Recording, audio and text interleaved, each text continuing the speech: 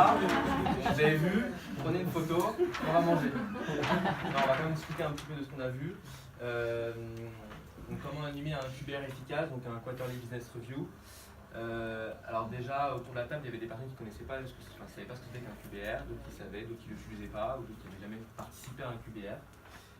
On a travaillé autour de 3 axes principaux: la fréquence, donc quand est-ce que vous le faites, à quel moment, post-déploiement, ou directement 3 mois ou 90 jours ou 60 jours après. Et la fréquence, on s'est rendu compte que grosso modo, on catégorise vraiment par tiers nos clients, enfin autour de la table en tout cas, et que les tiers 1 étaient les clients les plus importants. Chez One2Team en tout cas c'est le cas, après ça peut être l'inverse, mais nous c'est au moins 4 fois par an, donc au moins 1 fois par trimestre pour les clients les plus importants. Les clients moyens c'est 2 fois par an, et les clients les plus petits clients c'est seulement 1 fois par an. Encore une fois, ça c'est dans la plus belle des, dans le plus beau des cas de figure, mais on s'est rendu compte qu'on peut avoir aussi des clients sur lesquels c'est un tout petit client, mais c'est un super beau logo, le nom est magnifique, tout le monde le connaît, donc on va quand même investir dessus, on va faire un copy tous les mois. Donc dans la vraie vie, ça se passe pas forcément tout le temps comme on veut, mais en tout cas on essaie de prendre ça en base. Ensuite pour qui donc en interne, on est tous d'accord que le CSM il est toujours présent.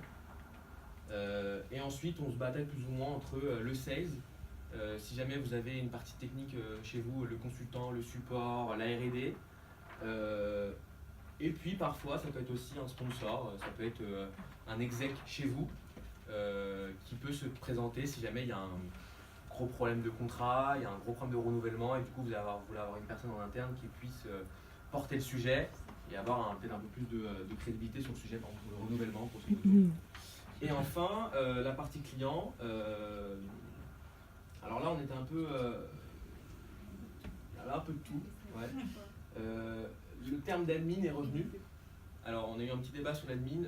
L'admin, c'est pas péjoratif. C'est pas bas niveau d'être. Enfin, c'est pas grossier de dire quelqu'un avec un admin. C'est-à-dire, en gros, l'admin, ça peut être à la fois une personne qui est administrateur de la plateforme, donc qui connaît techniquement très bien l'outil. Mais un admin, ça peut être aussi la personne qui a signé, donc ça peut être un exec, ça peut être donc le payeur, ça peut être aussi un Vito, un sponsor qui ne connaît pas du tout la plateforme et qui n'est pas du tout technique. En tout cas, côté client, on essaie d'avoir au moins la personne qui a payé, c'est-à-dire la personne qui a été dans la négociation du contrat, qui a été présente, s'il est toujours présent. T'as une question. C'est quoi un Vito? Very important. C'est comme VIP. Ok, un VIP quoi. Ok. Italien alors. VIP sponsor. Ok. Et moi aussi j'oublie le team officer. Team officer, voilà. Very important team officer. Ok. C'est ça un Vito.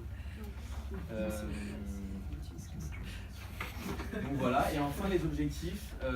Et du coup, dans l'objectif, on voit aussi avec le contenu. Et donc du coup là il y a eu plein de choses, voilà, l'objectif du QBR c'est vraiment d'avoir une relation client assez forte avec le client, donc c'est de montrer qu'on est présent, de montrer que c'est un client qui est important, du coup on va le voir, et puis c'est bon aussi de voir les personnes en vrai plutôt que de les avoir que au téléphone ou par mail. Travailler avec les KPI évidemment, on a parlé de prise de température, et puis les suites du QBR, c'est de faire des plans d'action. Un plan d'action, ça peut être faire parce qu'on a eu des bugs et donc du coup on veut vraiment statuer sur les bugs qu'il y a eu sur la plateforme au moment du compile, et à terme faire un plan d'action sur la résolution de ces bugs par exemple.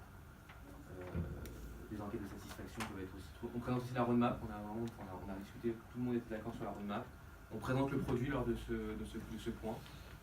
Ça peut être un moment de présenter nos évolutions, vers quoi la plateforme tend, la vision de l'entreprise.